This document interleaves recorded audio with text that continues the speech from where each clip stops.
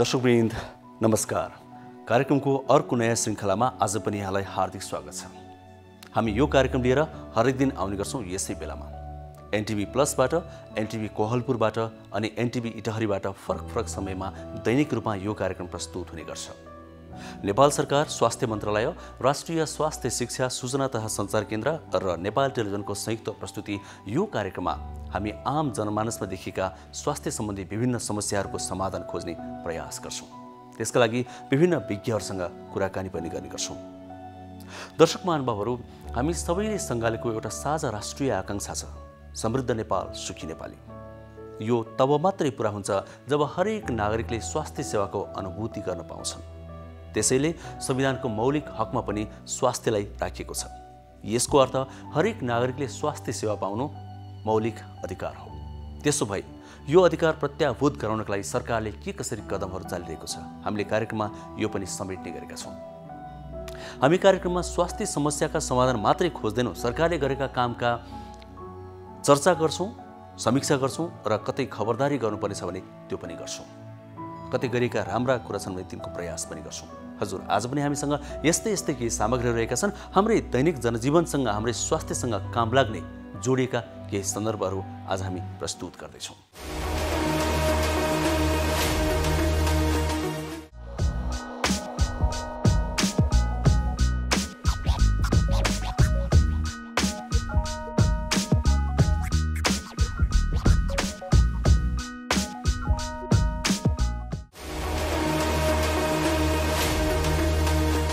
दर्शकवृन्द, हामीले हरेक सञ्चार माध्यममा सुन्दै आएको कुरा, देख्दै आएको कुरा, कोरोना भाइरसको संक्रमणले यतिखेर हामी सबैजना महामारीको समयमा छौँ।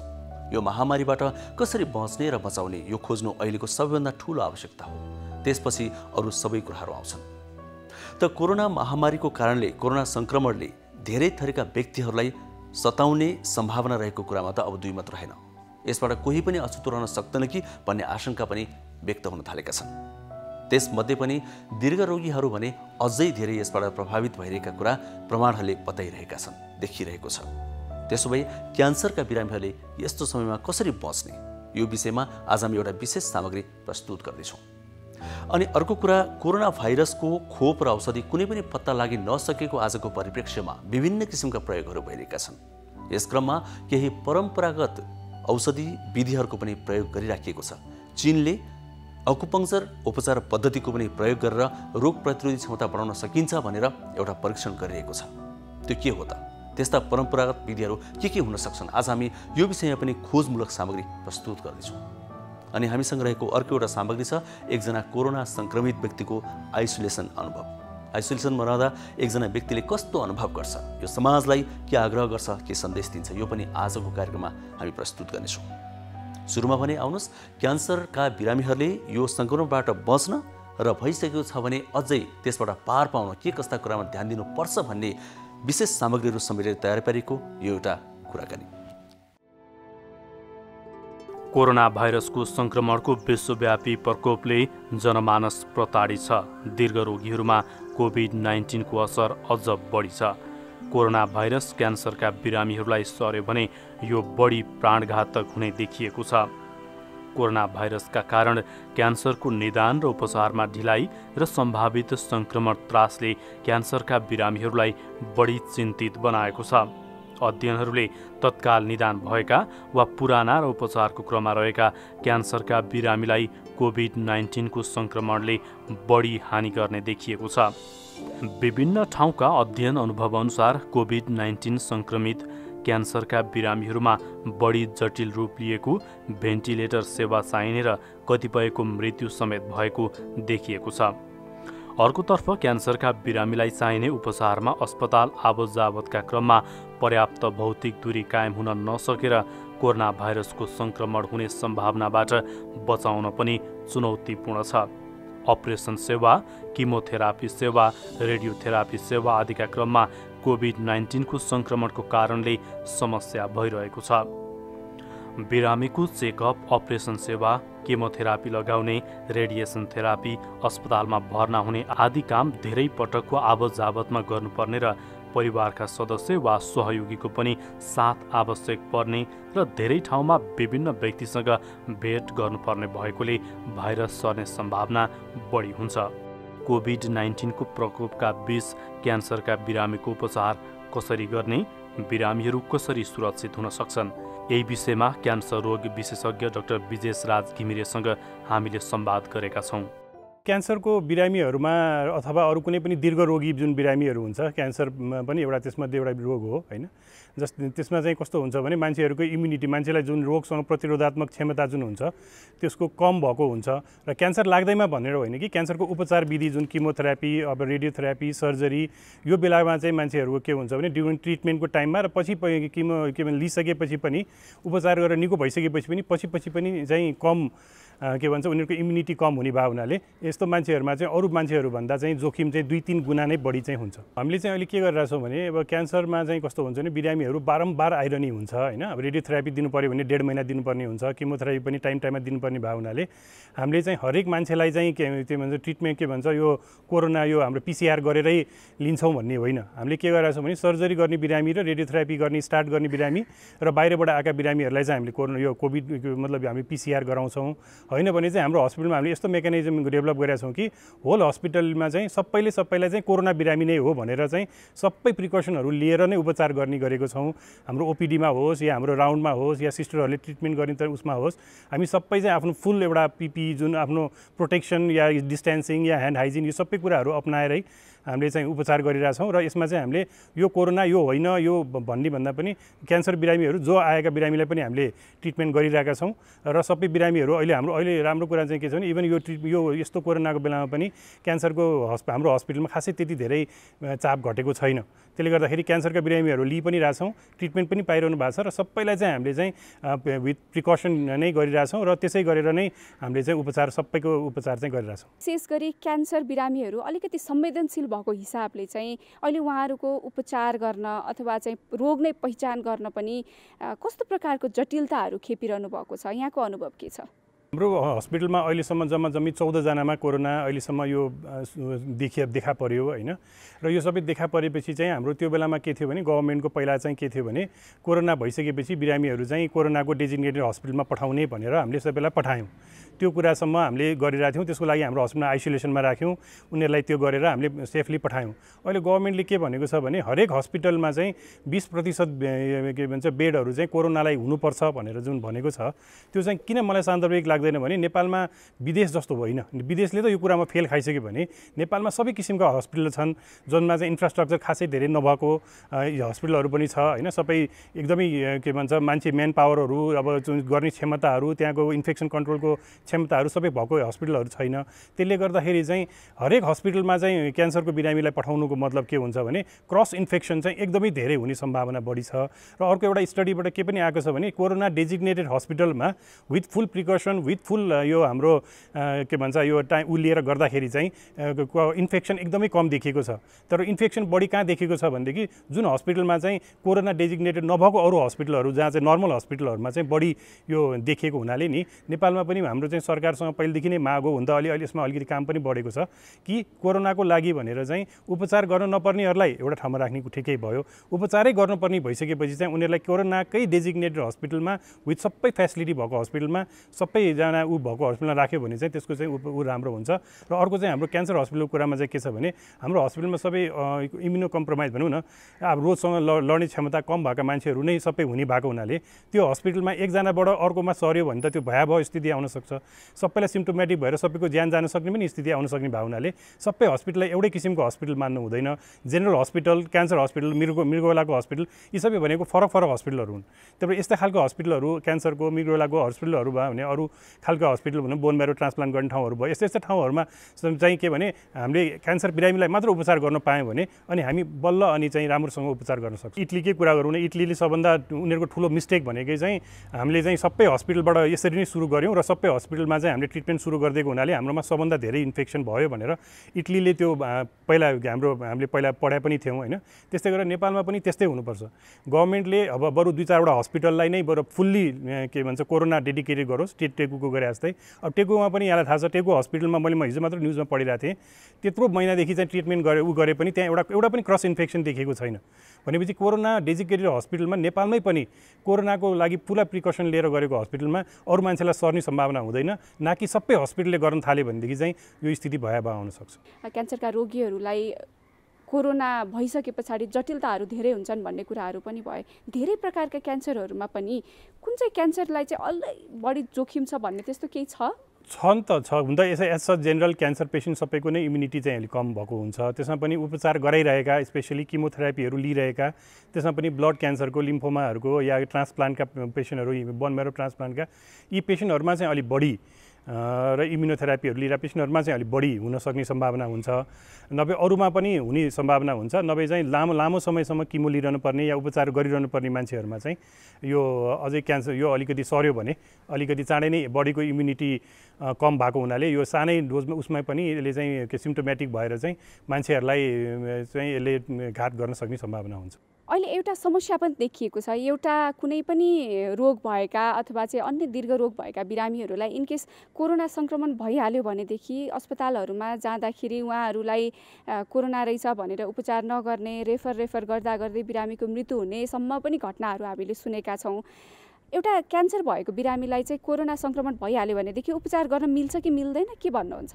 जेनरली अहिले के कुरा छ भनेदेखि कुन चाहिँ रोग इम्पोर्टेन्ट हो त्यो कुरा इम्पोर्टेन्ट छ। कोरोनाले गर्दाखेरि उहाँको चाहिँ अब प्रब्लम भइरहेछ, मतलब फोक्सोमा प्रब्लम भइरहेछ या कुनै समस्या आइरहेछ भने पहिला कोरोनालाई हेर्नु पर्यो। क्यान्सरले गरेर प्रब्लम भएको हो भने क्यान्सर पहिला हेर्नुपर्ने हुन्छ। सिम्टोमेटिक छैन, क्यान्सरमा एकदमै समस्या भइरहेछ, त्यो भइरहेछ भने क्यान्सरलाई पहिला हेर्ने। के गरी चाहिँ कोरोनाको सिम्टमले गर्दाखेरि समस्या भएको छ र क्यान्सरले त्यति धेरै जटिलता छैन भने चाहिँ पहिला कोरोना निको पारेर मात्र अथवा कोरोनालाई हेरेर मात्रै अनि हामीले चाहिँ क्यान्सर हेर्नुपर्ने हुन्छ हैन। तर अब दुईटैलाई सँगै छ भने चाहिँ हामीले चाहिँ हेर्नु चाहिँ पर्ने हुन्छ। तर यसमा पनि हाम्रो के भने अब यसमा पनि एउटा सहिलो छैन, किनभने क्यान्सरको बिरामीलाई क्यान्सरको सिम्टम पनि हुनु र अब कोरोनाको सिम्टम पनि सँगसँगै हुँदाखेरि ट्रिटमेन्ट गर्नलाई चाहिँ त्यति सहिलो छैन। त्यो बेलामा चाहिँ क्यान्सर हस्पिटलले पनि चाहिँ अब त्यो चाहिँ उपचार चाहिँ केही समयलाई गर्नुपर्ने हुनसक्छ। त्यस्तो क्यान्सर एकचोटि लागिसकेर निको भइसकेका बिरामी पनि हुनुहुन्छ नि, उहाँहरूलाई चाहिँ कोरोना सङ्क्रमण यदि भइहाल्यो भनेदेखि जटिलता कतिको हुन्छ? यसमा चाहिँ उहाँहरू पनि एकचोटि क्यान्सर यो के छ भनेदेखि एकचोटि इम्युनोथेरापी मतलब जुन किमोथेरापीहरू या उपचारहरू क्यान्सरको उपचार गरिसकेको बिरामीको लामो समयमासम्म पनि के भन्छ केही न केही इम्युनिटीमा कमी देखिएको छ। त्यसले गर्दा अलिअरू नर्मल मान्छेहरूभन्दा अलिकति जोखिम चाहिँ बढी हुन्छ, तर उहाँहरूले त्यति डराउनु पर्ने स्थिति हुँदैन। त्यो बाहेक अरू हामीले के गरिरहेको छौँ हाम्रो हस्पिटलमा भनेदेखि हाम्रो सकेसम्म जस्तै हाम्रो क्यान्सर भइसकेपछि हामी के गर्छौँ भने हरेक निको भइसकेपछि 3 महिनामा मान्छेलाई फलोअप गर्छौँ। त्यो चाहिँ अहिले हामीले के गरेका छौँ भने जेनरली के भन्छ भाइबरबाट या के भन्छ यो हाम्रो टेलिमेडिसिनको हिसाबबाट चाहिँ हामीले उहाँहरूलाई के भन्छ यो टेलिफोनबाट नै हामीले सम्पर्क गरिरहेछौँ। सकेसम्म हस्पिटल नआउनु पर्ने बिरामीलाई हामीले बोलाइरहेको छैनौँ। जो बिरामीहरूको अहिले तुरुन्त उपचार नगरेर पनि केही हार्म हुँदैन तिनीहरूलाई हामीले त्यो पनि उपचारमा पनि सकेसम्म हस्पिटल आउने वातावरण गरेका छैनौँ। कसैको इन्जेक्सन सट्टा ट्याब्लेटले हुन्छ भने हामीले त्यसलाई पनि चेन्ज गरिरहेछौँ। हाम्रो ट्रिटमेन्टको मोडालिटीमा पनि हामीले अलिकति चेन्ज गरेको छौँ। जबसम्म हामीले लाग्दैन कि यो पेसेन्टलाई चाहिँ अहिले उपचार गर्नै पर्ने हुन्छ त्यस्तो बिरामीलाई चाहिँ हामीले गरिरहेछौँ। जसलाई चाहिँ अहिले हस्पिटल आउनै पर्ने जरुरी छैन या क्यान्सरले खासै त्यति दुःख दिएको छैन या तुरुन्त केही गर्नु पर्दैन, उहाँहरूलाई चाहिँ हामीले फेरि घरमै बस्नुहोस् या हामीलाई फोन गर्नुहोस् केही पऱ्यो भने भनेर हामीले जेनरली हस्पिटलमा त्यति बोलाइरहेको चाहिँ छैन। आम मानिसले क्यान्सरको हकमा इमर्जेन्सी कन्डिसनहरू चाहिँ के हुन्, नन इमर्जेन्सी चाहिँ के हुन् भन्ने कुरा थाहा पाउन जरुरी छ। यसको बारेमा भनिदिनुहोस्। अब कस्तो हुन्छ भने अब क्यान्सर अब टाउकोदेखि खुट्टासम्मको हरेक समय उसको हुन्छ होइन। त्यसले गर्दाखेरि चाहिँ क्यान्सरको इमर्जेन्सी पनि धेरै थरीका हुन्छन्। क्यान्सरमा मेन कुरा हामीले याद गर्नुपर्नेमा चाहिँ क्यान्सर अब भर्खरै डायग्नोस भएको छ होइन भनेदेखि चाहिँ अब त्यो क्योर मतलब निको पार्न सक्ने स्टेजमा छ कि छैन भन्ने कुरा पत्ता लगाउन जरुरी छ। के गरी यो मान्छेलाई चाहिँ निको पार्न सक्ने स्थितिमा छ भन्ने भयो भनेदेखि चाहिँ त्यसलाई हामीले तुरुन्त उपचार गरिहाल्नुपर्छ। किनभने त्यो भनेपछि त्यसमा हामीले अब 1 महिनापछि आउनुहोस् 2 महिनापछि आउनुहोस् भन्दाखेरि त्यो नहुन सक्छ। दोस्रोमा चाहिँ निको नहुने स्थितिमा छ कि छैन त्यो पनि बुझ्नुपर्छ। त्यसपछि अलिक पछि गर्नु भए पनि हुन्छ, तपाईँको गर्नु त बायोप्सी गर्नुपर्छ, तर अब 1 हप्ता 10 दिनपछि गर्दा पनि हुन्छ या अब तपाईँलाई अपरेसन गर्नुपर्छ यो चाहिँ 25 दिनपछि गर्दा नि हुन्छ भनेर पनि पनि हामीले त्यो गर्छौँ। एउटा कुरा चाहिँ हामी पहिला यो कुन स्टेजमा छ कस्तो भनेर पत्ता लगाउँछौँ। दोस्रो इमर्जेन्सीहरू भनेर चाहिँ मेन कुराहरू भनेको चाहिँ अब क्यान्सरमा भनेको चाहिँ अब किमो लिइरहेको बिरामीहरू हो भनेदेखि उहाँहरूकोमा चाहिँ केही गरी ज्वरो आइरहेछ होइन, फेब्राइल न्युट्रोपेनियाहरू छ भने त्यो इमर्जेन्सी भयो। अब हाम्रो चाहिँ एसबिसी सिम्पटमहरू हुन्छ, हाम्रो पेनको सिम्पटमहरू हुन्छ, र अब कसैको फोक्सोको क्यान्सर हो भने रगतहरू आउने, दिशाबाट रगतहरू जाने, यी सबै कुराहरू खान नसक्ने, यी सबै कुराहरू चाहिँ कहिलेकाहीँ इमर्जेन्सीको कन्डिसनमा आउँछन्। त्यस्तो बेलामा चाहिँ अनि हामीले चाहिँ त्यो बेलामा चाहिँ क्यान्सरको तुरुन्त यो हामीले उपचार चाहिँ गरिहाल्नुपर्ने हो। कोरोना निको भएपछि जाउँला भनेर चाहिँ क्यान्सरमा चाहिँ भन्नु मिल्दैन, स्पेसली कुन बेला भनेदेखि हामीले डायग्नोसिस हुने टाइममा। किन डायग्नोसिस हुन लाग्छ मलाई लागिरहेछ कि मलाई क्यान्सर भएको छ या मैले केही कुरा देखेँ होइन, क्यान्सरको सिम्पटम देखेँ पनि अहिले त कोरोना छ 1-2 महिनापछि जान्छु भनेर चाहिँ त्यो नभन्दा राम्रो हुन्छ। किनभने हस्पिटलमा पनि हामीले आफ्नो प्रिकसन लिएको हुन्छ। त्यसले गर्दाखेरि हस्पिटलमा गएर डक्टरलाई देखाएर यो क्यान्सर निको हुने खालको हो कि होइन पत्ता लगाउनु त जरुरी छ। किन अस्ति मात्र एउटा हाम्रो पेसेन्ट आउनुभयो, उहाँलाई चाहिँ लगभग अब यो घाँटीमा यो गिर्खा देखेको लगभग 4 महिना भएको रहेछ र उहाँले चाहिँ पहिला 4 महिना अगाडि नै सानो देख्दै पनि यो कोरोना पछि जाउँला भनेर अस्ति आउँदाखेरि अब घाँटीबाट फोक्सोमा पनि गइसकेको स्थिति थियो। अनि उहाँ फेरि काठमाडौँमै बस्नुहुन्थ्यो। अनि हामीले उहाँलाई के भने यस्तो बेलामा चाहिँ तपाईँ 4 महिना अगाडि आउनु भए सायद हामीलाई सजिलो हुन्थ्यो होइन, त्यही अब चाबेलको मान्छे यहाँ आउन त्यति गाह्रो होइन, तैपनि कोरोना सकेपछि जाउँला डाक्टर साहब भन्दै मलाई 4 महिना मेरो बित्यो भन्नुभयो। यस्तो कन्डिसनमा चाहिँ कोरोना नै भए पनि एक्चुअली जचाउनु जरुरी छ, किनभने क्यान्सर फेरि अर्को ठुलो रोग हो होइन, त्यसलाई चाहिँ जचाउनु जरुरी छ। त्यही भएर चाहिँ क्यान्सर सिम्पटम छ भने चाहिँ एक्चुअली हस्पिटलमा जाने, डक्टरले प्रिकसन लिएकै हुन्छ हामीले, अनि त्यसपछि पर्दैन भने भयो, तर ट्रिटमेन्टको लागि कस्तो छ भनेर चाहिँ हेर्नु जरुरी छ। अब हाम्रो मेन कुरा चाहिँ के भने मुखहरूमा अब मुखभित्र या कहीँ घाउहरू आयो, दीर्घ घाउहरू, स्पेसली जसले चाहिँ अब टोब्याकोहरू मतलब सुर्तीहरू लिने मान्छेहरूको मुखमा घाउहरू आयो त्यो ठिक भएन, या मुखमा सेतो प्याचहरू आयो, या पछाडि टन्सिलहरूमा घाउहरू आयो, निल्दाखेरि अड्केको जस्तो फिल भयो, या घाँटीबाट रगत आयो, खोक्दाखेरि या के भन्छ सास फेर्न। हुन त अब अहिले फोक्सोका कुनै पनि क्यान्सरका लक्षण त कोरोनासँग धेरै कुरा मिल्ने भयो हुनाले अलिक धेरै चाँडै नै जताउन आउने गर्नु भएको छ, त्यो चाहिँ एउटा राम्रो कुरा हो होइन।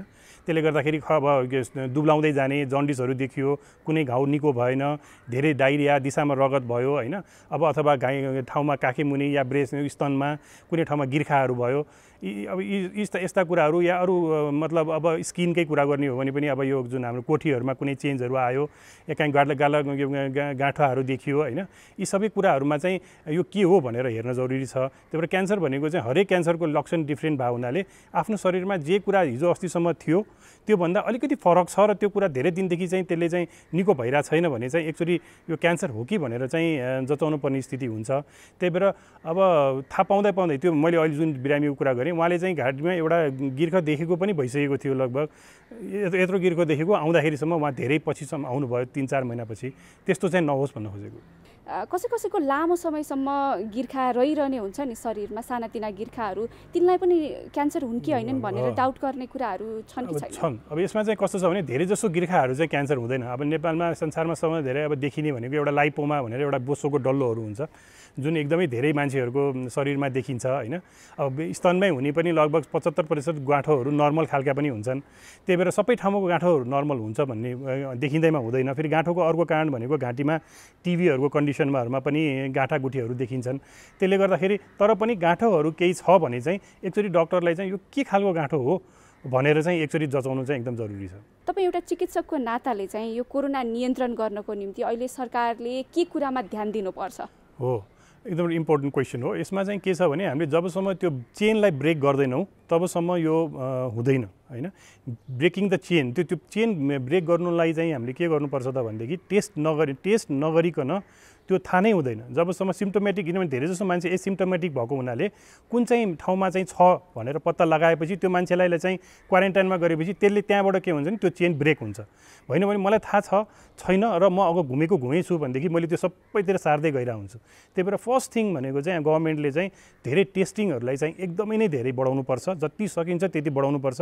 भनरेबल पपुलेसनमा झन् बढाउनुपर्छ होइन, र जसकोमा हुन सक्ने सम्भावना। र अर्को चाहिँ हाम्रो कन्ट्र्याक्ट ट्रेसिङमा चाहिँ मेरो अलिकति एक्सपिरियन्स त्यति राम्रो छैन। पहिला हाम्रो हस्पिटलमा जुन 12-13वटा केस हुँदाखेरि हामीले धेरै गाह्रो भएको थियो कन्ट्र्याक्ट ट्रेसिङ, हामीले आफैले गरेर गभर्मेन्टलाई दिनु परेको थियो, उहाँहरूले भ्याइरहनु भएको थिएन।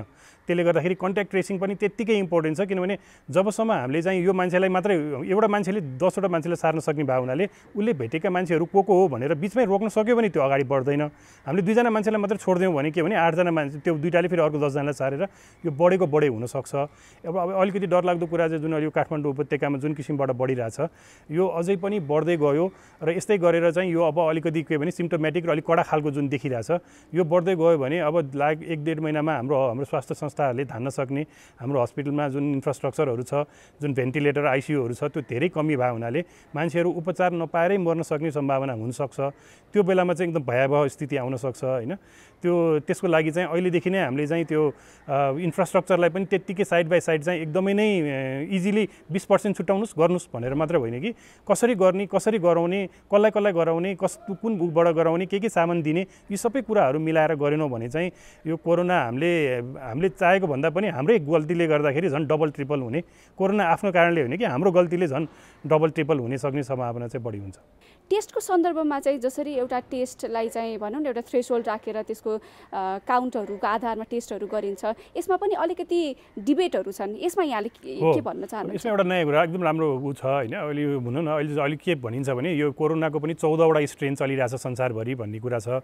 नेपालमा आएको स्ट्रेनहरू, इन्डियाबाट आएको स्ट्रेनहरू अलिक कडा खालको छ भन्ने पनि कुराहरू आइरहेछ होइन।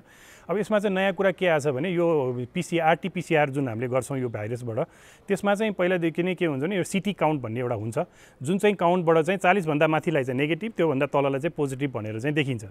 तर अब अहिले नयाँ कुरा चाहिँ 1-2 दिन अगाडि मात्रै म यो इन्डियन एउटा जर्नल हेरिरहेको थिएँ। त्यसमा चाहिँ अहिले के भनेको छ भने 24लाई चाहिँ एउटा कट अफ मानेको छ उनीहरूले, जुनमा चाहिँ के भनिन्छ भने 24 या 24 भन्दा तल काउन्ट भएको सिटी काउन्ट भएको मान्छेहरूले चाहिँ अलिकति कडा खालको र उनीहरूले अरूलाई सार्न सक्ने खालको हुन्छ भने त्योभन्दा माथि चाहिँ पोजिटिभ नै भए पनि उनीहरूले खासै सिम्टम पनि हुँदैन र उसले सार्न सक्ने सम्भावना पनि त्यति हुँदैन भनेर चाहिँ एउटा नयाँ एउटा कट अफ पहिला थिएन, अब अहिले आएको छ।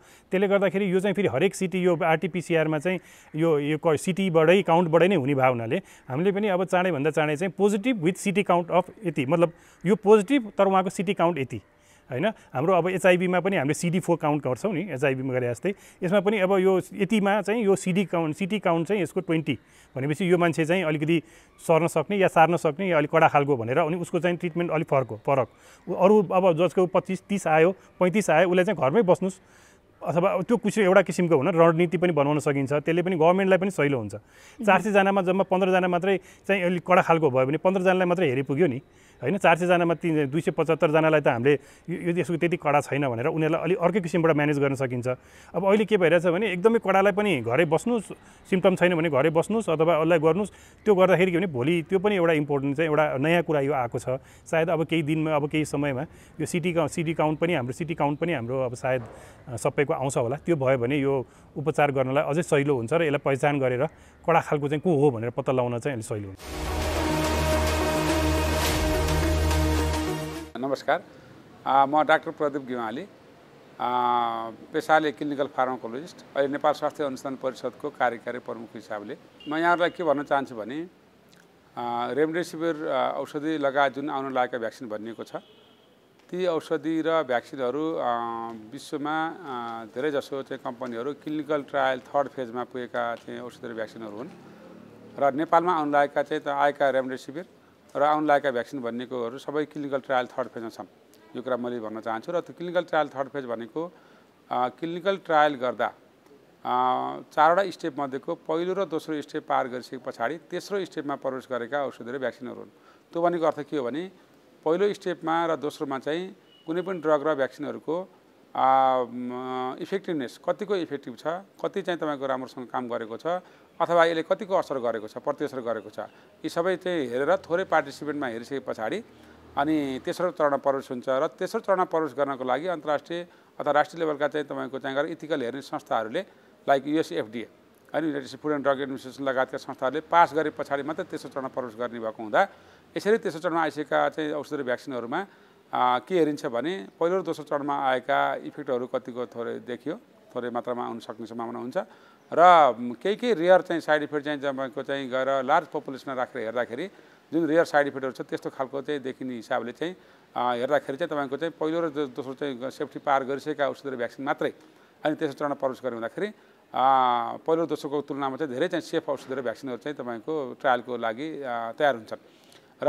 ती आउँदाखेरि तपाईँको धेरैभन्दा धेरै चाहिँ सेफ औषधिहरू र भ्याक्सिनहरू मात्रै क्लिनिकल ट्रायल चाहिँ थर्ड फेजमा प्रवेश गर्ने भएको हुँदा जो स्टडी पार्टिसिपेन्टहरू त्यसमा चाहिँ सहभागी हुनुहुन्छ उहाँहरूलाई जुन हिसाबले सोचेको हिसाबले चाहिँ हार्म हुन्छ यो भनिएको छ त्यस्तो खालको हुँदैन र जुन भए तापनि एकदम रेयर खालको हुन्छ थोरै खालको हुन्छ र त्यो चाहिँ डिस्कन्टिन्यू गर्दाखेरि चाहिँ तपाईँको छोड्दाखेरि नै आफै हराएर जाने खालका पनि हुन सक्छन् हैन भन्ने खालको म यो मार्फत चाहिँ आम समुदायलाई भन्न चाहन्छु।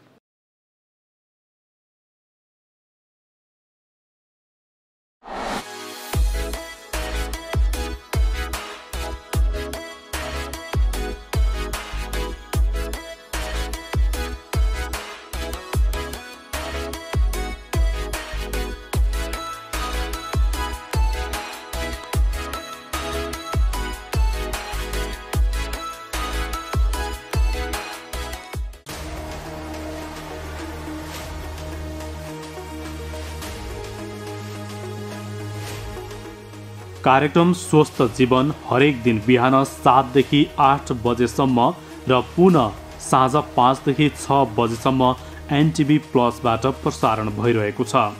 स्वास्थ्य सम्बन्धी यहाँहरूको कुनै जिज्ञासा या समस्या भएमा हामी सम्बन्धित विज्ञहरूबाट समाधान खोज्नेछौँ र कार्यक्रममा प्रसारण गर्नेछौँ।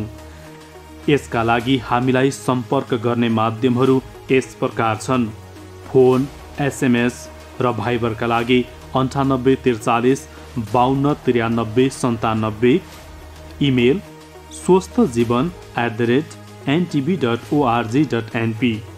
यस कार्यक्रमको बारेमा आफ्ना सल्लाह सुझाव र प्रतिक्रिया पनि यहाँहरूले यिनै माध्यम मार्फत दिन सक्नुहुन्छ।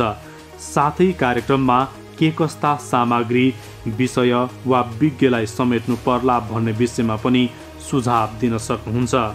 कार्यक्रम यहाँहरूले एनटिभी प्लससँगै यी अन्य सामाजिक सञ्जालहरू मार्फत पनि हेर्न सक्नुहुनेछ। YouTube Nepal television, mobile application Nepal television, Facebook facebook.com/neptv2041। नमस्ते। जो व्यक्तिहरू मृगौला फेल भएर डायलाइसिस गराइराख्नु भएको छ या प्रत्यारोपण गर्नुभएको छ उहाँहरू सबैभन्दा बढी कोरोना सङ्क्रमणको जोखिममा हुनुहुन्छ। कृपया तपाईहरू अस्पतालमा डायलाइसिसमा जाँदाखेरि अति उच्च सावधानी अपनाइदिनु होला, सामाजिक दूरी कायम गरिदिनु होला र आवश्यकभन्दा बढी व्यक्ति या अस्पताल कर्मचारीहरूसँग सम्पर्कमा नआइदिनु होला र घरमा फर्केपछि पनि आफ्नो परिवारसँग सामाजिक दूरी कायमै राखिदिनु होला। त्यसै गरी प्रत्यारोपणको व्यक्तिहरू पनि अनावश्यक रूपमा अस्पताल जाने या घरमा भिडभाड गरेर नबस्ने होला। तपाईहरूलाई सङ्क्रमणको उच्च जोखिम छ र यसबाट बच्नुहोस् र सबैलाई बचाइदिनुहोस्। दर्शकबिन, जब जब संसारमा समस्याहरू आउँछन्, संसारभरिका मानिसहरू, फरक विचारका मानिसहरू पनि, फरक धर्मका मानिसहरू पनि यस्तो बेलामा एक हुन्छन् ताकि यो महामारीको विरुद्धमा सबैजना एक भएर लड्नुपर्छ भन्ने कुरा सबैले अनुभूत गर्छन्। हो, अहिले सिङ्गो संसार त्यसै गरी लडिरहेको छ कोरोना भाइरससँग। संसार एक भएको छ यस अर्थमा र संसारभरिका वैज्ञानिकहरू, स्वास्थ्य कर्मीहरू यस विरुद्धको खोप र औषधि पत्ता लगाउन लागि परिरहेका छन्, तर अहिलेसम्म पत्ता लागिसकेको छैन। कतै परम्परागत उपचार विधिहरू, पद्धतिहरू पो काम लाग्ने हुन्छन् कि हुन्थे कि यो पनि खोज्न थालिएको छ। किनभने आधुनिक चिकित्साले अहिलेसम्म पत्ता लगाउन नसकेपछि यो पनि उपाय हुन सक्छ कि भनेर खोज्नु स्वाभाविक पनि हो। चीनमा त्यसको प्रयोग पनि गरिसकियो भन्ने एउटा तथ्याङ्क आएको छ। नेपालमा यसको सम्भावना के छ त? यो कतिको प्रभावकारी हुन सक्छ? आज हामीले यो विषयमा पनि एउटा खोजमूलक सामग्री तयार पारेका छौँ। आउनुहोस् एकैछिन यो हेरौँ। केही देशले कोरोना भाइरस विरुद्धको खोप निर्माण गरेको दाबी गरे पनि त्यसले अन्तर्राष्ट्रिय मान्यता पाइसकेको छैन। यस्तो अवस्थामा रोग प्रतिरोधात्मक क्षमता बढाउन आयुर्वेदिक औषधि र परम्परागत चिकित्सा उपचारको अभ्यास विभिन्न मुलुकमा भइरहेको छ। नेपालमा आयुर्वेदिक पद्धतिले छोटो समयमै सङ्क्रमितले स्वास्थ्य लाभ गरिरहेको आयुर्वेदिक उपचारमा संलग्नहरूको दाबी छ। कोरोना महामारीमा रोग प्रतिरोधात्मक क्षमता बढाउने जडीबुटी र आयुर्वेदिक औषधि प्रयोगलाई बढाउन उनीहरू सुझाव दिन्छन्। कोरोना विरुद्धको खोप निर्माण भइ नसकेको अवस्थामा अहिले विभिन्न देशमा परम्परागत चिकित्सा उपचारको अभ्यास पनि भइरहेको छ। चीनमा कोरोना भाइरस संक्रमित बिरामीको उपचारमा चीनिया परम्परागत चिकित्सा प्रणाली पनि प्रयोग गरिएको थियो। परम्परागत चिकित्सा प्रणालीको विज्ञहरूको समूहले संक्रमण रहेका तर लक्षण नदेखिएका र हल्का खालको लक्षण देखिएका बिरामीको उपचारमा यो विधि प्रयोग गरी उपचार गरिएको थियो भने जटिल वा गम्भीर खालको समस्या रहेका संक्रमितको उपचारमा परम्परागत र आधुनिक चिकित्सा प्रणालीको संयोजनबाट उपचार गरिएको थियो। नेपालमा पनि चीनिया परम्परागत चिकित्सा प्रणाली अकुपञ्चर पद्धति प्रयोग गर्न सकिने यसका विज्ञहरूको भनाइ छ। पछिल्लो समय प्राकृतिक चिकित्सा अन्तर्गतको अकुपञ्चर उपचार पद्धति नेपालमा पनि लोकप्रिय बन्दै गएको छ। चीनमा करिब 5000 वर्ष पहिले सुरु भएको यो पद्धतिको उपचार विधि विश्वका अन्य विभिन्न मुलुकमा पनि भइरहेको छ। के यो विधि कोरोना भाइरस संक्रमितको उपचारमा पनि प्रयोग हुने सम्भावना छ? यस विषयमा हामीले अकुपञ्चरिस्ट सुदर्शन बस्नेतसँग संवाद गरेका छौँ। वुहान सिटीमा जहाँ चाहिँ पहिलो कोरोना भाइरस देखियो अथवा कोभिड-19 को इन्फेक्सन देखियो, त्यहाँ चाहिँ उनीहरूले ट्रिटमेन्ट प्रोटोकलमा चाइनिज गभर्मेन्टको ट्रिटमेन्ट प्रोटोकल नै ट्रेडिसनल चाइनिज मेडिसिनलाई पनि प्रयोग गरे उनीहरूले। त्यसमा चाहिँ धेरैवटा रिसर्चहरू, क्लिनिकल ट्रायलहरू भए। 20 वर्षदेखि 80 वर्ष उमेर समूहका 120 जनालाई ट्रायल गर्दाखेरि चाहिँ रिजल्ट एकदमै पोजिटिभ आएको छ वैचिबर। तर यो अब WHO बाट प्रुभन भन्न त मिल्दैन यसलाई, तर चाहिँ 120 जनामा रिजल्टमा हेर्दाखेरि एकदमै पोजिटिभ रिजल्ट आएको छ। हामीले यसलाई कोभिड-19 को इन्फेक्सन पछाडि ट्रिटमेन्टको चाहिँ स्टेज अनुसार यसले हामीलाई प्रयोग गर्न सक्छौँ। जसलाई चाहिँ एकदमै माइनर सिम्पटमहरू जसलाई देखिएको छ त्यसको लागि अकुपञ्चर एकदमै प्रयोग गर्न सकिन्छ। सेकेन्ड लेभलसम्म पनि गर्न सकिन्छ।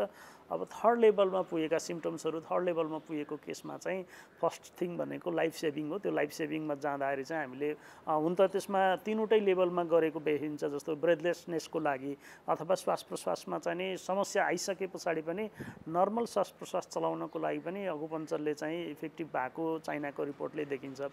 हामी सिम्पटम आइसकेका र फर्स्ट त्यति धेरै एकदमै सिभियर नभएको कन्डिसनमा चाहिँ अकुपञ्चर अकुप्रेसरबाट हामीले ट्रिटमेन्ट गर्न सक्छौँ। यो ट्रेडिसनल चाइनिज मेडिसिनमा पहिला पनि जस्तो सार्सको टाइममा पनि अकुपञ्चर चाहिँ प्रयोग गरिएको छ चाइनामा। त्यसतिखेर पनि रिजल्ट चाहिँ एकदमै राम्रो आएको छ। सिभियर रेस्पिरेटरी डिजिजहरूमा अथवा रेस्पिरेटरीसँग सम्बन्धित समस्यामा र अथवा भाइरसको समस्यामा चाहिँ अकुपञ्चर इफेक्टिभ भेटिएको छ। चाइनामा धेरै प्रयोग पनि आएको छ। अहिले विश्वका धेरै देशहरूमा यसमा प्रयोगमा जान्छ। जस्तो हाम्रो छिमेकी मुलुक इन्डियामा पनि आयुष मन्त्रालयले चाहिँ अकुप्रेसरलाई आफ्नो ट्रिटमेन्ट प्रोटोकलमा राखेको छ। कुन कुन पोइन्ट चाहिँ हामीले प्रेस गर्न सक्छौँ, आफैले सेल्फ अकुप्रेसर गरेर पनि शरीरमा इम्युनिटी बढाउन सकिन्छ भन्ने छ। अब मैले के भन्छु भने एउटा त कोरोना लाग्न नदिनलाई कोभिड इन्फेक्सनबाट नहुनको लागि हामीले आफ्नो इम्युनिटी बढाउनको लागि चाहिँ सर्टेन अकुपञ्चर पोइन्टहरूमा आफैले पनि अकुप्रेसर गरेर त्यसलाई हामीले चाहिँ इम्युनिटी बुस्टिङ गर्न सक्छौँ। स्पेसल्ली चाहिँ हाम्रो एयरवेजहरू, स्पेसल्ली यो रेस्पिरेटरी अप्पर रेस्पिरेटरी ट्र्याकलाई चाहिँ हामीले ओपन गरिराख्नको लागि पनि हामीले यसलाई प्रयोग गर्न सक्छौँ। अब कोरोना भाइरस लागिसकेपछि कसैको कोरोना पोजिटिभ भइसके पछाडि पनि त्यसले ल्याउने माइनर सिम्पटमहरूमा सेकेन्ड लेभलसम्मको सिम्पटमहरूमा चाहिँ हामीले ट्रिटमेन्ट राम्रोसँग गर्न सक्छौँ। अर्को कुरा छ, जस्तो अब यो कोरोना सङ्क्रमित भइसके पछाडि पनि एउटा बिरामीलाई विभिन्न प्रकारका लक्षणहरू देखिन्छन्। कसैलाई चाहिँ सास फेर्न गाह्रो हुन्छ, कसैलाई झाडा पखाला लाग्छ, अथवा विभिन्न प्रकारका लक्षणहरूमा पनि अकुपञ्चरबाट चाहिँ कुन प्रकारको लक्षणलाई बढी कम गर्न सकिन्छ त? विशेष गरी चाहिँ श्वास प्रश्वासमा गाह्रो हुने अवस्थालाई चाहिँ नि हामीले गर्न सक्छौँ भनेर यो साङ्घाई युनिभर्सिटीमा भएको रिसर्चले देखाउँछ। ब्रेथलेसनेस कोभिड-19 को कारणले आउने श्वास प्रश्वासमा सास फेर्न गाह्रो हुने अवस्थामा चाहिँ एकदमै इफेक्टिभ छ भनेर देखाउँछ। अब अरू चिजहरूमा जस्तो डायरियामा पेटको समस्यामा पनि यसले चाहिँ जब पेट डायरिया गराउँछ त्यसको बारेमा पनि गराउँछ भन्ने छ। अब हामीले यो कोभिड-19 को रिसर्च चाइनामा भएको रिसर्चले हेर्दाखेरि चाहिँ डिफ्रेन्ट सिम्पटमहरूमा जस्तो कोभिड-19 पोजिटिभको यति धेरै अहिले हल्ला छ जसको कारणले चाहिँ नि आउने एङ्जाइटीको समस्यामा चाहिँ हामीले अकुपञ्चरलाई प्रयोग गरेको देखिन्छ। जसलाई चाहिँ एङ्जाइटी, डिप्रेसन अथवा इन्सोम्निया, अनिन्द्राको समस्यामा अकुपञ्चरलाई चाहिँ प्रयोग गर्ने अथवा अकुप्रेसरलाई प्रयोग गरिएको देखिन्छ, जसले गर्दाखेरि चाहिँ उनीहरूको एङ्जाइटी डिसअर्डरलाई ब्यालेन्स भएको। त्यस्तै चाहिँ नि तपाईँको मैले अनिन्द्राको कुरा गरिसकेँ। त्यसपछि जनरल बडी एक्ट, किनभने एकदम धेरै पेनफुल एक्ट्सहरू हुन्छ, मसल्स पेनहरू हुन्छ, त्यो मसल्स पेनमा पनि किनभने दुखाइ कम गर्नको लागि त अकुपन्चर संसारभरि नै प्रख्यात छ, दुखाइ कम हुन्छ भनेर त्यसमा प्रयोग गर्न सकिन्छ।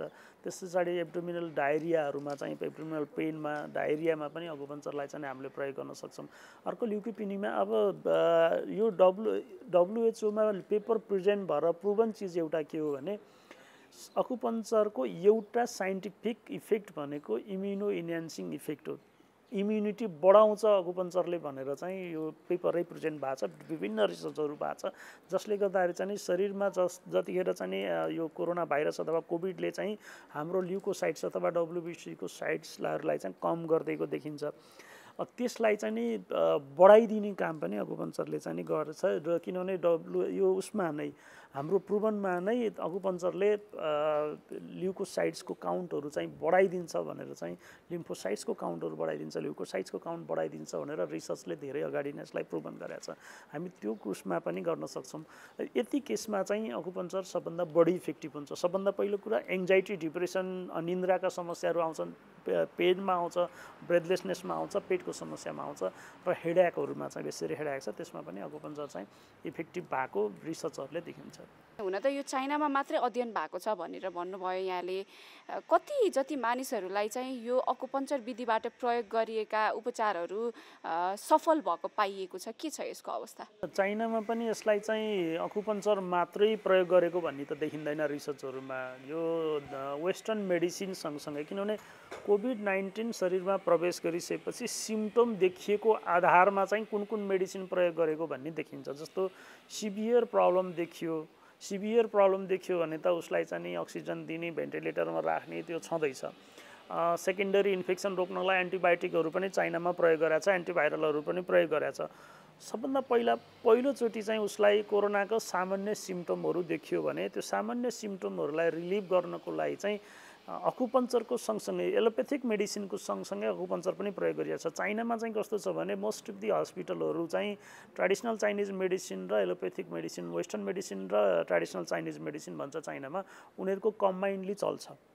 दुईटै हस्पिटल, दुईटै विज्ञहरू, दुवै सेक्टरका विज्ञहरू चाहिँ संयुक्त रूपमा काम गर्छन्। जस्तो ट्रेडिसनल चाइनिज मेडिसिनको भाइरोलोजी डिपार्टमेन्ट पनि हुन्छ, त्यहाँ भाइरसमा काम गर्ने ट्रेडिसनल चाइनिज मेडिसिनका डक्टरहरू पनि हुन्छन्, जसले गर्दाखेरि चाहिँ उनीहरूले कम्बाइन्डले प्र्याक्टिस गर्छन्।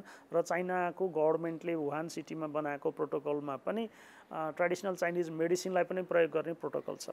अब हामी जहाँ तपाईँले नेपालको कुरा गर्नुहुन्छ अथवा अरू देशको प्रोटोकलको कुरा गर्नुहुन्छ, अरू विभिन्न देशहरूमा चाहिँ ट्रेडिसनल चाइनिज मेडिसिनहरूका साथसाथै उनीहरूका आफ्ना ट्रेडिसनल मेडिसिनहरूलाई पनि प्रयोग गरेको छ। जस्तो नेपाल, इन्डियामा तपाईँले कुरा गर्नुहुन्छ भने धेरै चाहिँ हर्बललाई प्रयोग गरिएको छ। मैले अघिको सुरुको अवस्थामा पनि भने इन्डियामा को आयुष मन्त्रालयले बनाएका डिफ्रेन्ट मेडिसिनहरू, अल्टरनेटिभ मेडिसिनका प्रोटोकलमा अकुप्रेसरलाई उल्लेख गरिएको छ। तीनवटा स्टेजमा यसलाई प्रयोग गर्न सक्छौँ। आजको दिनमा अहिले चाहिँ हामी नेपालमा भर्खर कोभिड-19 को बढिरहेको छ सङ्ख्या, दैनिक रूपमा चाहिँ नि 500 देखि माथिको छ। आजको 10-15 दिनको रेकर्डलाई हेर्ने हो भने बढिरहेछ। अहिले पनि हामीले यसलाई चाहिँ प्रयोग गर्नुपर्ने देखिन्छ तत्कालै। अब यसको चाहिँ तीनटा स्टेजमा हामीले यसलाई प्रयोग गर्न सक्छौँ। सबभन्दा पहिला त अहिले हामी चाहिँ इम्युनिटी बढाउनको लागि, भाइरसबाट जोगिनको लागि हामीले चाहिँ नि प्रयोग गर्न सक्छौँ। त्यसको लागि चाहिँ केही सेल्फ टेक्निकहरू, जस्तो हस्पिटलमै जानुपर्ने, अहिलेको बेलामा हस्पिटलमा जाने अथवा क्लिनिकमा जाने, अकुपन्चरिस्ट कहाँ जानुपर्ने अवस्था पनि छैन। हामीले सेल्फ अकुप्रेसर टेक्निकहरूलाई चाहिँ प्रयोग गर्न सक्छौँ। घरमै बसेर पनि मान्छेहरूले चाहिँ आफ्नो इम्युनिटी बढाइदिन सक्छ, जसले गर्दाखेरि कोभिडको लाग्नबाट जोगिन सकिन्छ। सँगसँगै कति आयुर्वेद विज्ञहरूले, त्यस पछाडि हर्बोलोजिस्टहरूले चाहिँ नि हर्बलको प्रयोग पनि भनिराख्नु भएको छ। त्यसलाई अकुप्रेसरसँग कम्बाइन गरियो भने हाम्रो इम्युनिटी बढ्छ। त्यसले गर्दाखेरि चाहिँ हामी कोभिडको इन्फेक्सन हुनबाट चाहिँ नि थोरै पर्सेन्ट हामी जोगिन सक्छौँ। त्यसले अकुपन्चरले रोल पक्का खेल्छ।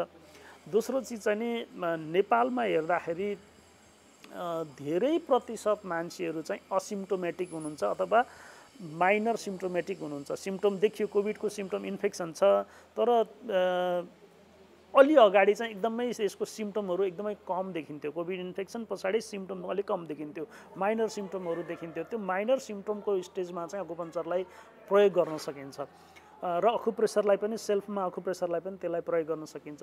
र सेकेन्डमा आइसके पछाडि पनि हामी चाहिँ अहिले जस्तो तपाईँ हेर्नुभयो भने डिफ्रेन्ट नेचुरोप्याथी हस्पिटलहरूमा चाहिँ कोभिड-19 का बिरामीहरूलाई राखेर उपचार गरिरहेछ प्राकृतिक चिकित्सा विधिबाट। कम्बाइन्डली तपाईँ एलोप्याथिक मेडिसिनको डक्टरहरूलाई पनि राखेर उहाँहरूले पनि हेर्नुहुन्छ कन्डिसन अनुसार अहिले चाहिँ नि राखिरहेछ। त्यस्तो हस्पिटलहरूमा चाहिँ अकुपञ्चरलाई अकुप्रेसरलाई पनि प्रयोग गर्न सकिन्छ र प्रयोग गरिरहेको देखिन्छ। यसले हेर्दाखेरि चाहिँ हामीले सेकेन्ड लेभलसम्मका बिरामीहरूलाई चाहिँ गरिरहेको अब नेचुरोप्याथिक ट्रिटमेन्ट गरिरहेछ त्यहाँ अकुप्रेसरलाई पनि कम्बाइन। अहिले अस्ति भर्खर पनि रजर प्राकृतिक चिकित्साले चाहिँ नेचुरोप्याथीबाट 475 जनाभन्दा बढीको चाहिँ कोभिडको ट्रिटमेन्ट गर्यो। त्यसमा चाहिँ एलोप्याथिक मेडिसिनको सब पनि थियो, त्यसपछि विशेष गरी नेचुरोप्याथिक ट्रिटमेन्ट नै गर्यो। त्यसमा सेल्फ अकुप्रेसरका टेक्निकहरू पनि सिकाइयो। त्यस्तै अहिले भर्खरै चितवनमा चाहिँ हिजोबाट एउटा हस्पिटलले नेचुरोप्याथी हस्पिटलले प्रयोग गर्न लागेको छ कोभिड-19 को आइसोलेसन सेन्टर बनाउने। सामान्य सिम्पटम देखिएका मध्यम स्तरसम्मका सिम्पटमलाई चाहिँ ट्रिटमेन्ट गर्न सकिने। अब अहिले आएर हामी जसरी कोरोनाको सङ्ख्या बढिरहेको छ त्यसले त हाम्रो एलोप्याथिक हस्पिटलहरूले मात्र यसलाई समात्न सक्दैन। जटिल कन्डिसन छ जहाँ चाहिँ हामीले उनीहरूलाई भेन्टिलेटर राख्नुपर्ने छ, हामीले अक्सिजन सप्लाई दिनुपर्ने छ, धेरै रेस्पिरेटरी डिसअर्डरको चाहिँ ट्रिटमेन्ट दिनुपर्ने छ, तिनीहरूलाई एलोप्याथीका हस्पिटलहरूमा लाने। र सामान्य अवस्थाका बिरामीहरूलाई चाहिँ धेरै नेचुरोप्याथी हस्पिटलहरू अकुपञ्चर हस्पिटलहरू छन् जहाँ चाहिँ हामीले अकुपञ्चरबाट प्रयोग गरेर बिरामीलाई राखेर ट्रिटमेन्ट दिन सक्छौँ। र त्यसरी प्रयोग गर्नुपर्छ भन्ने चाहिँ मलाई लाग्छ। र हामीले त्यसबाट बिरामीलाई एउटा इम्युनिटीबाट इम्युनिटी बढाइदिन सक्छौँ। दोस्रो चिज चाहिँ सामान्य रोग समस्यालाई हामी चाहिँ समाधान गर्न सक्छौँ र इज बनाइदिन सक्छौँ। जस्तो धेरै नाक बन्द हुने अथवा नाकमा चाहिँ अड्के जस्तो हुने सफोकेसन हुने समस्या छ, त्यसको लागि माइनर आफैले पनि यो पोइन्टमा बिस्तार अकुप्रेसर गर्दाखेरि यो नाक खुलेर जान्छ हैन। अहिलेको सन्दर्भमा एलोप्याथी र नेचुरोप्याथी दुईटै मेडिसिनहरूलाई एकैचोटि लग्न सक्यो भनेदेखि चाहिँ कोरोना नियन्त्रण गर्नको निम्ति अथवा उपचार गर्नको निम्ति सहज हुन्छ भन्ने यहाँको तात्पर्य? मेरो तात्पर्य के हो भने अहिले संसारभरि चलेको र नेपालमा पनि यसलाई चाहिँ स्वास्थ्य मन्त्रालयको मा राखिसकेको राष्ट्रिय चिकित्सा मान्यता दिएको अथवा चाहिँ WHO ले प्रुभन गरेका विधिहरू छन्। ती विधि भनेको एलोप्याथिक, आयुर्वेदा, नेचुरोप्याथी, अकुपञ्चर, अहिले होमियोप्याथिक, यी मेथडहरूलाई चाहिँ हामीले कम्बाइन्डली प्रयोग गर्न सक्छौँ। जस्तो यो नेचुरोप्याथीले पनि आफ्नो टाइपले ट्रिटमेन्ट गर्छ, अकुपञ्चरले पनि आफ्नो। नेचुरोप्याथी भनेको फेरि अलिकति फरक छ। अकुपञ्चर भनेको ट्रेडिसनल चाइनिज मेडिसिन हो। भलै नेचुरोप्याथी हस्पिटलमा अकुपञ्चरको प्रयोग हुन्छ, अकुपञ्चर र नेचुरोप्याथीमा थोरै डिफ्रेन्स छ। त्यस्तै चाहिँ होमियोप्याथी आफ्नो विधि छ, आयुर्वेद आफ्नो विधि छ, एलोप्याथीको आफ्नो विधि। यी सबै विधिलाई चाहिँ आफ्नो आफ्नो ठाउँका यिनीहरूका रोल छन्, त्यसलाई प्रयोग गर्नुपर्छ भन्ने मान्नु। अकुपञ्चरिस्टले आफ्नो वरिपरिका उसको मान्छेहरूलाई चाहिँ कोभिड-19बाट जोगिनको लागि, इन्फेक्टेड हुनबाट जोगिनको लागि सेल्फ अकुप्रेसर पोइन्टहरू सिकाइराख्नु भएको छ, प्रयोग गरिराख्नु भएको छ। हाम्रा स्टाफहरूलाई, बिरामीहरूलाई हामीले प्रयोग गरिरहेछौँ। यो गर्दै गर्नुहोस् जसले गर्दा चाहिँ तपाईँ कोभिड-19बाट जोगिन सक्छौँ भनिरहेछौँ। तर अब चाहिँ जसरी चाइनाले प्रयोग गर्यो त्यसरी नेपालमा पनि अकुप्रेसरहरू दुवै, अकुपञ्चर पनि अकुप्रेसर पनि। अकुप्रेसर त सेल्फ घरमै पनि गर्न सक्छ मान्छेहरूले, अथवा आइसोलेसनमा बसेका बिरामीहरूले आफैले पनि त्यसलाई प्रयोग गर्न सक्नुहुन्छ। यो दुईटै मेथड फिजिसियन अथवा अकुपञ्चरिस्टहरूको गाइडलाइन्समा त्यसलाई प्रयोग गर्न सक्नुहुन्छ। त्यो चाहिँ प्रयोग गर्नुपर्छ, अब नगरिकन हुन्न भन्ने मेरो भनाइ। हजुर, यहाँले अकुपञ्चर र अकुप्रेसरको कुरा गर्नुभयो। अहिले अस्पताल जाने अवस्था पनि छैन, मान्छेले घरमा बसेर गर्न सक्ने जुन चाहिँ इम्युनिटी बढाउनको निम्ति गर्न सक्ने कुराहरू चाहिँ के छन् त? पहिलो चिज चाहिँ अकुप्रेसर जुन छ, अकुपञ्चर र अकुप्रेसरमा खालि शाब्दिक ट्रिटमेन्ट कसरी गर्ने भन्ने मात्रै फरक छ। त्यसको चाहिँ रिजल्टहरू अथवा त्यसको साइन्स एउटै हो। अकुपञ्चरमा चाहिँ सियोले घोचेर उपचार गरिन्छ भने अकुप्रेसरमा हातका औँलाहरूले प्रेस गरेर गर्ने उपचार। अब पहिलो चिज चाहिँ हामीले आफ्नो इम्युनिटी बढाउनको लागि चाहिँ घरमै बसेर इम्युनिटी बढाइयो भने, जस्तो यो पोइन्टहरू हामीले भन्छौँ, यो लङ 7 भन्छ यो पोइन्टलाई। यो पोइन्टमा चाहिँ हामीले नियमित रूपमा प्रेस गऱ्यौँ भने यसले चाहिँ हाम्रो इम्युनिटी बढाइदिन्छ। स्पेसली चाहिँ लङ्सको क्यापासिटी अथवा रेस्पिरेटरी ट्र्याकको क्यापासिटी यसले बढाइदिन्छ। त्यस्तै चाहिँ नि कसैलाई अब नेजल कन्जेसन छ, नाक बन्द हुने अथवा चाहिँ सास फेर्न गाह्रो हुन्छ भने यो पोइन्टमा चाहिँ हामीले प्रयोग गर्न सक्छौँ, यसरी यसलाई प्रेस गर्न सक्छौँ। त्यस्तै यो कानको पछाडिपट्टि अलिकति यो साइडमा पनि हामीले प्रेस गर्न सक्छौँ, जसलाई चाहिँ भाइरसबाट हुने इन्फेक्सनलाई जोगाउँछ भन्छ ट्रेडिसनल चाइनिज मेडिसिनमा। सँगसँगै यी पोइन्टहरूमा हामीले जस्तो यो पोइन्टमा यो बोथ साइडमा चाहिँ हामीले यसलाई लार्ज इन्टेस्टाइन 11 भन्छौँ, यसमा चाहिँ नि प्रेस गरियो भने इम्युनिटी बढाइदिन्छ। त्यस्तै हामीले स्प्लिन 6 भन्छौँ, यो पोइन्टमा चाहिँ हामीले थिच्यौँ भने त्यसले चाहिँ हाम्रो इम्युनिटी बढाइदिन्छ। अब हेडएक छ भने चाहिँ हामीले टाउकोमा यसमा पनि हामीले गर्न सक्छौँ। अब उसलाई एङ्जाइटीको प्रब्लम छ भने अथवा डिप्रेसनको प्रब्लम छ भने यसमा चाहिँ हामीले यो पोइन्टमा हामीले गर्न सक्छौँ। हट 7 भन्छ, यसले चाहिँ डिप्रेसन, एङ्जाइटी र यो अनिन्द्राको समस्यामा चाहिँ उसलाई सल्भ गर्छ। त्यस्तै पेन यो पोइन्टहरूमा जुन छ हामीले लार्ज इन्टेस्टाइन 1 भन्छौँ, 4 भन्छौँ, यसलाई 4 भन्छौँ। यसलाई 4 मा पनि हामीले चाहिँ प्रेस गऱ्यौँ भने यसले पनि चाहिँ शरीरको इम्युनिटी बढाइदिने, पेन चाहिँ रिलिफ गरिदिने गर्छ। यो चाहिँ हामीले सेल्फ गर्न सक्ने टेक्निक हो। यो चाहिँ दुइटैले गर्न सक्छ, कोरोनाबाट जोगिन पनि गर्न सकिन्छ, सँगसँगै कोरोना लागिसकेका मान्छे र माइनर सिम्पटम छ भने उहाँहरूले चाहिँ आफूलाई दिनदिनै बुस्टिङ गर्नलाई बिहान र बेलुका 2 टाइम्स यसलाई हामीले सेल्फ अकुप्रेसर गऱ्यौँ भने पनि यसबाट चाहिँ रिजल्ट गर्न सकिन्छ। र होइन म अकुपञ्चर नै गर्छु भन्दाखेरि चाहिँ अकुपञ्चरिस्टहरू कहाँ गएर यसलाई बुस्टिङ गर्न सकिन्छ। हामीले ट्रिटमेन्ट चाहिँ हामीले दिन सक्छौँ।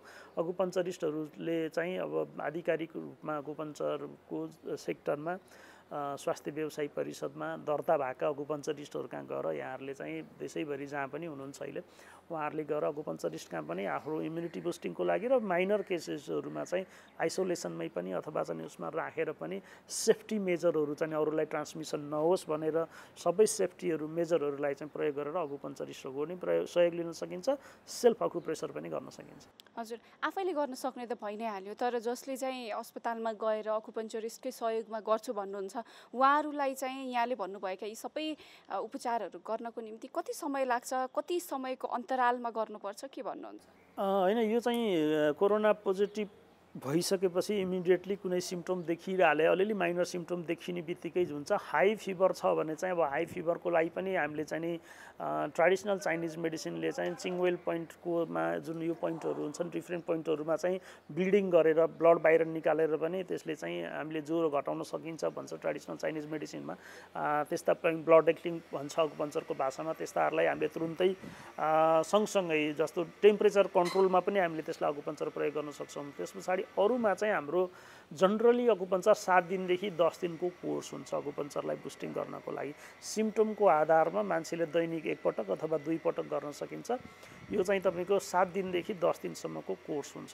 7 दिनदेखि 10 दिनको ट्रिटमेन्टमा चाहिँ हामीले धेरै प्रतिशत चाहिँ यो सिम्पटमहरूलाई कन्ट्रोल गर्न सक्छौँ। र अब रिसर्चहरू भइरहेछ त्यसलाई, अब किनभने एउटा मात्रै मेथडको चाहिँ अहिलेसम्म रिसर्च भएको छैन, तर सिम्पटोमेटिक ट्रिटमेन्टको लागि चाहिँ धेरै रिसर्च भएको छ। 7 देखि 10 दिनको ट्रिटमेन्टमा रिजल्ट राम्रोसँग देखाउन सकिन्छ अकुपञ्चरबाट। यो अकुपञ्चर विधिमा चाहिँ विशेष गरी सियो लगायतका सामान्य औजारहरूको प्रयोग गरिन्छ र कोरोना सङ्क्रमण फैलिने एउटा माध्यम चाहिँ औजार पनि हो भनिरहँदाखेरि चाहिँ यो अकुपञ्चर कतिको सुरक्षित छ उपचार गर्नको निम्ति? होइन, औजारले त त्यति धेरै सर्छ भन्ने लाग्दैन, स्पेसली अकुपञ्चरका औजारले त, किनभने त्यो अकुपञ्चरमा औजार होइन, अकुपञ्चर चाहिँ स्टेलाइज निडिलहरू हुन्छ, त्यो चाहिँ कम्प्लिटली स्टेलाइज हुन्छ, त्यो चाहिँ युज एन्ड थ्रो निडिल हुन्छ, त्यसबाट सर्दैन। मुख्य कुरा चाहिँ फिजिसियनहरूबाट अथवा चाहिँ अकुपञ्चरिस्टहरूबाट अथवा चाहिँ हस्पिटलमा जाँदाखेरि चाहिँ सर्ने सम्भावना होला। त्यसको लागि चाहिँ सबभन्दा पहिला त अब फिजिसियन जुन ठाउँमा हामी चाहिँ गर्न गइरहेछौँ त्यो कतिको सेनिटाइज, कतिको सेफ्टी मेजर, सेफ्टी प्रोटोकलहरू चाहिँ प्रयोग गरेको छ छैन त्यो हस्पिटलले, त्यो केन्द्रले भन्ने कुरा मेजर हो। तर इक्विपमेन्टहरूबाट अथवा अकुपञ्चरका निडिलहरूबाट चाहिँ सर्ने सम्भावना छैन, हुँदैन, त्यस्तो गर्दैन, सर्दैन। किनभने निडिल भनेको चाहिँ completely gamma rays sterilize needle, use and throw needle मात्रै प्रयोग हुन्छ, त्यसबाट सर्ने सम्भावना सधैँ छैन।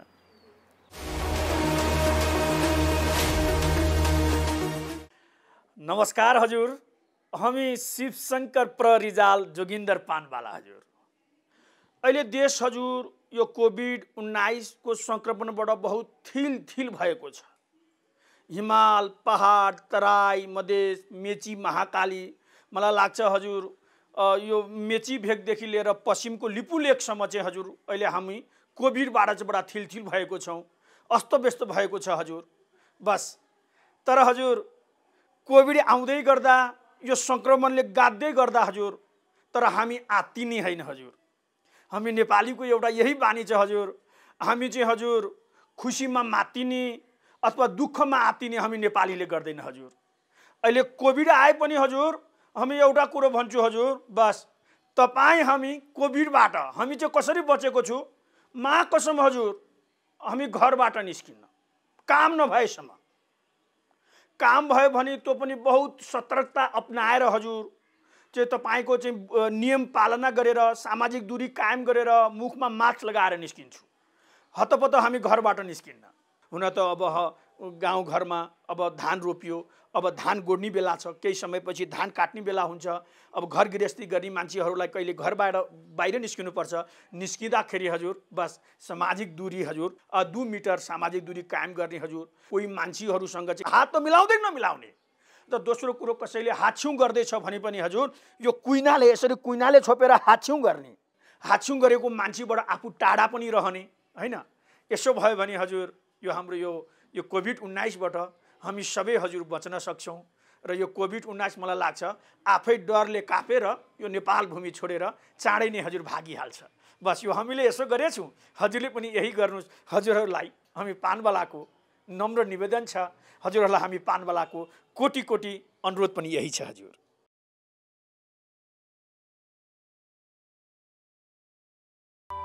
स्वास्थ्य सम्बन्धी महत्त्वपूर्ण नम्बरहरू। स्वास्थ्य सम्बन्धी कुनै पनि जानकारी र सहयोगका लागि स्वास्थ्य तथा जनसङ्ख्या मन्त्रालयका हटलाइन नम्बरहरू 1115 र 1133 वा मोबाइल नम्बर 98512 55839। एम्बुलेन्स सेवाको लागि 102 र 112। वैदेशिक रोजगारीको क्रममा स्वास्थ्यमा समस्या भएमा, अन्य सहयोग वा जानकारी आवश्यक परेमा श्रम रोजगार तथा सामाजिक सुरक्षा मन्त्रालयको हटलाइन नम्बर 1141। शान्ति सुरक्षा र अन्य सहयोगका लागि नेपाल प्रहरीको नम्बर 100। सशस्त्र प्रहरी बलको नम्बर 1114। रगत आवश्यक परेमा ब्लड बैंकको नम्बर 01 42 25 344। नमस्ते, म कुलेन्द्र विश्वकर्मा। सरकारले ल्याएको यो कोभिड-19 को मापदण्डलाई मैले आफूले घरमा बसेर पूर्ण रूपमा पालना गरेको छु।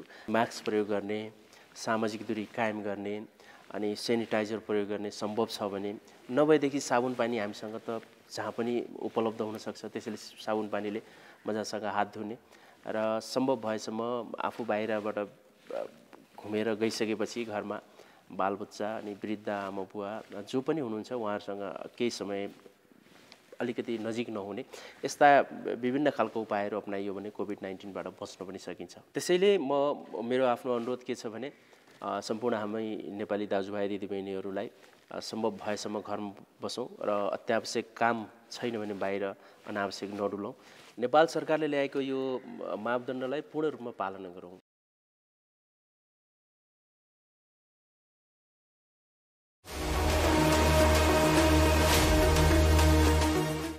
दर्शकबिन, पछिल्लो समयको दृश्य हेर्दा र वस्तुस्थिति हेर्दा हामी यो निष्कर्षमा पुग्न थालेका छौँ कि समाजको कुनै पनि व्यक्ति कुनै पनि बेला कोरोना सङ्क्रमित हुन सक्छ। कुनै पनि व्यक्तिलाई कोरोना सङ्क्रमित भयो भनेर अवहेलना गर्नु या दुर्व्यवहार गर्नु कदापि राम्रो हुँदै होइन। त्यो ठाउँमा भोलि आफू पनि हुन सकिन्छ। फेरि कोरोना भाइरस भनेको कुनै ठुलो भाइरस होइन पनि वैज्ञानिकहरूले भनिरहेका छन्। हामीले ध्यान दियौँ भने यसबाट बच्न सकिन्छ पनि भनिरहेका छन्। यद्यपि हाम्रो समाजमा कोरोना सङ्क्रमितलाई हेर्ने दृष्टिकोण अझै पनि फरक छ। अपहेलित हुनु परेको छ कतिपय अवस्थामा कोरोना सङ्क्रमितहरूले।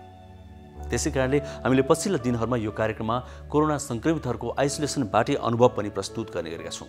आज पनि हामी एकजना त्यस्तै व्यक्तिको अनुभव यहाँ प्रस्तुत गर्दैछौँ। सर्लाहीका हुनुहुन्छ उहाँ र उहाँसँग हामीले काठमाडौँको स्टुडियोबाट भाइबरमा गरेको कुराकानीमा आधारित यो सामग्री एकैछिन हामी प्रस्तुत गर्दैछौँ, जुन धेरैको लागि प्रेरणाको स्रोत बन्न सक्छ भन्ने हामीलाई विश्वास छ। कोरोना पोजिटिभ भएर म एउटा बन्द अन्धकार कोठामा बसिरहेको छु। आज 14 दिन भयो। 21 गते बेलुका 9:30 बजीतिर आयो मलाई खबर, तपाईँ यसरी चाहिँ सुरक्षित भएर बस्नु होला भनेर। म चाहिँ ओछ्यानमा सुतिसकेको थिएँ, मेरो परिवार सबै सुतिसकेका थिए। मैले अब कसरी चाहिँ अब घरको मान्छेलाई भन्ने, अब यो किराती भनेर चाहिँ मैले त्यो कुरो कसैलाई भने मेरो घरको श्रीमतीज्यूलाई पनि मैले भनिनँ। नभनेपछि भोलिपल्ट बिहान म उठ्दाखेरि चाहिँ सबैतिर हल्ला भइसकेको छ। अन्त पनि को के भयो भन्दाखेरि म बिहान उठेर फ्रेस भएर खाटा मात्र बसेको थिएँ। मेरो घरको 40-50जना वल्लो गाउँ पल्लो गाउँ छरछिमेकी साथीभाइहरू शुभचिन्तक सबै आउनुभयो। त्यो आउँदाखेरि बिचरा उसलाई चाहिँ पोजिटिभ लागेको छ भन्ने कुरोहरू भयो। अनि त्यो एकजना दाइले चाहिँ मलाई सबैले परबाट हेरिरहेको देखेर चाहिँ आएर गर्लम मङ्गल मारिदिनु भयो होइन। गर्लम मङ्गलमा भाग्ने खोजेमा पछिरहेको चाहिँ मलाई थाहा नै थिएन, उहाँ छुनु हुन्न होला भन्ने थाहा नै थियो। तर आएर गर्लम मङ्गलले अब के देखेर के बुझेर गर्नुभयो त्यो मलाई थाहा छैन होइन। गर्लम मङ्गल हान्नुभएपछि मलाई त्यो गाह्रो भयो।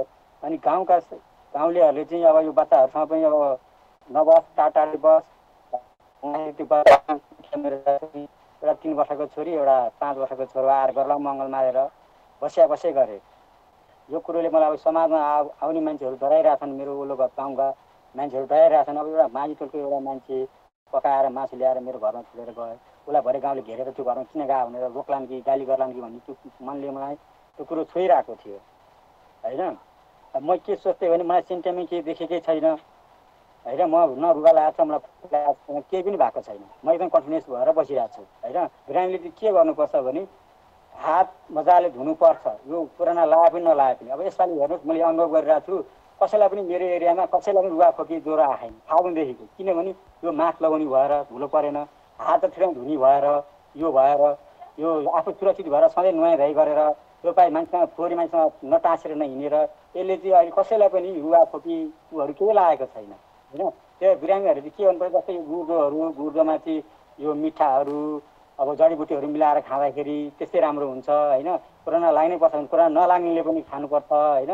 त्यसरी पोसिलो चिजहरू खानुपर्छ। दिमागलाई चाहिँ केही पनि होइन, यो साधारण चिज हो भनेर चाहिँ आत्मबलति बढाउनुपर्छ। हो, कोरोना संक्रमण र यसबाट हुने रोग कोभिड-19बाट बच्नको लागि सबैजना सचेत हुनु जरुरी छ, एक हुनु जरुरी छ। यसमा अब दुई मात्र हैन। यो कार्यक्रममा हामी त्यस्तै उपायहरू खोज्ने गर्छौँ। त्यसका लागि यहाँहरूको सहभागिता पनि आवश्यक छ। हामीले बारम्बार भन्दै आएका छौँ, हामीलाई टेलिफोन गर्न सक्नुहुन्छ, मेसेज पठाउन सक्नुहुन्छ, भाइबरमा जोडिन सक्नुहुन्छ, इमेल गर्न सक्नुहुन्छ र आफ्ना कुनै पनि समस्या छ भने हामीलाई पठाउन सक्नुहुन्छ। हामी तिनैका समाधान खोज्ने क्रममा यहाँ विभिन्न सामग्रीहरू प्रस्तुत गर्ने गर्छौँ। अर्थात् यो कार्यक्रम तपाईँ हामी सबैको कार्यक्रम हो। हामीले यो कार्यक्रमलाई टेलिभिजनका पर्दाहरूमा मात्र सीमित नराखेर विभिन्न सामाजिक सञ्जालहरू मार्फत पनि तपाईँ समक्ष प्रस्तुत गर्ने गरेका छौँ। युट्युबमा हेर्न सक्नुहुन्छ, नेपाल टेलिभिजनको मोबाइल एप्लिकेसनमा हेर्न सक्नुहुन्छ अनि वेबसाइटमा हेर्न सक्नुहुन्छ। हामीले त्यहाँबाट पनि यहाँहरूका प्रतिक्रिया सङ्कलन गर्ने गरेका छौँ। एनटिभी प्लस, एनटिभी कोहलपुर र एनटिभी इटहरीबाट प्रसारण हुने यो कार्यक्रम स्वस्थ जीवन आजको लागि हामी यही अन्त्य गर्छौँ। स्वस्थ रहौँ, जहाँ छौँ त्यहीँ रहौँ, सरकारका नियमहरू पालना गरौँ, त्यो हाम्रै लागि हो। हामी फेरि पनि भन्छौँ, आजलाई बिदा माग्छौँ, भोलि फेरि आउँछौँ। हस्त, नमस्ते।